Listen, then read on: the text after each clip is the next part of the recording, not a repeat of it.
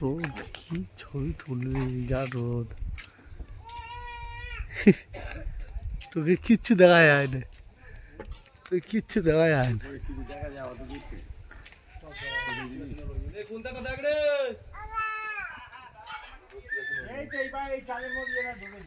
কি ধরবো, পুরো কালো হয়ে আছে, রোদের প্রেসারটা কম। দুইটাই করে